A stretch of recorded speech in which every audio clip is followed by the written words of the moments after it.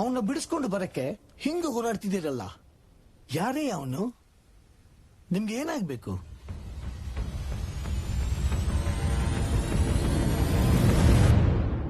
ದೇವರಾಗ್ಬೇಕಯ್ಯ.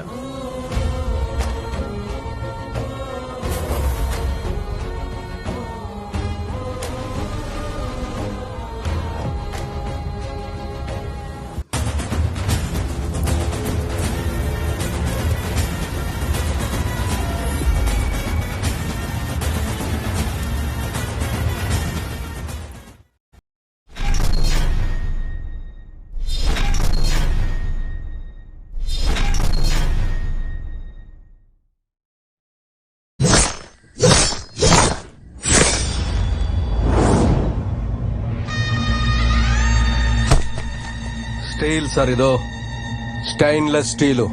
ಹೊಸದಾಗಿ ಬಜಾರ್ಗೆ ಬಂದಿರೋದು. ಬಂಡೆಗೆ ಬಡದ್ರು ಬೆಂಡಾಗಲ್ಲ, ರಕ್ತದಲ್ಲಿ ನೆನೆ ಹಾಕಿದ್ರು ಕಿಲುಬಿಡಿಯಲ್ಲ. ಸಂದಾಗದೆ ಕೊಚ್ಚಿದ್ರೆ ಮನ್ಸ ಏನು ಸಾಕ್ಷಾತ್ ಯಮನವರ ಕೋಣನುವೆ ಒಂದೇ ತಪ್ಪ ಕೆಳಗ್ ಬೀಳ್ತದೆ. ಇಂಥ ಸ್ಟೀಲ್ನ ಎದುರ್ಸಕ್ಕೆ ಹೆಗಲ್ ಮೇಲೆ ಕತ್ತಿರೋ ಗಂಡ್ಸಾಗಕ್ಕಿಲ್ಲ, ಎದೆ ಒಳಗ್ ಗತ್ತಿರೋ ಗಂಡ್ಸೇ ಆಗ್ಬೇಕು.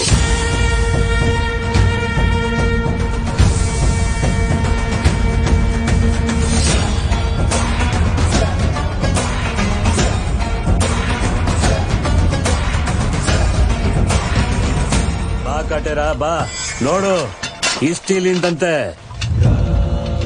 ಬೆಂಗಳೂರಿಂದ ಬಂದವನೇ.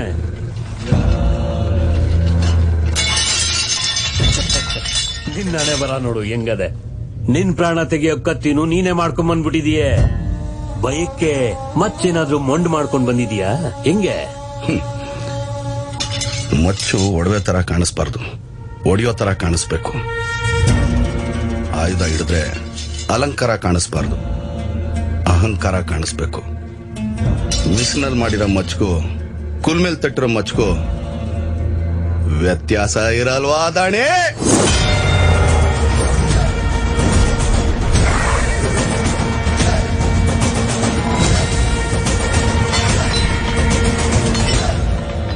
ಎಲ್ಲ ಅವುಗಳು ತಲೆ ಎತ್ತುತ್ತವೆ ದಣಿ, ಆದ್ರೆ ಕಾಳಿಂಗ ಸರ್ಪ ಮಾತ್ರನೇ ಹೆಡೆ ಎತ್ತೋದು. ಮಚ್ಚಿ ನೋಡಿದ್ರೆ ಹಿಂಗದೆ, ನಮ್ಮ ಆಳ್ಗಳು ನೋಡಿದ್ರೆ ರಾಕ್ಷಸರ ತರ ಅವ್ರೆ.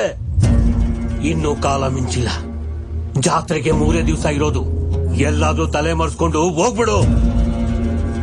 ಮಸಣದಲ್ಲಿ ಮೂಳೆ ಆಯೋನ್ಗೆ ಸಾವು ಹೊಸ್ತಲ್ಲ, ಕುಲ್ಮೆ ಕೆಲಸ ಮಾಡೋನ್ಗೆ ಮಚ್ಚು ಹೊಸ್ತಲ್ಲ.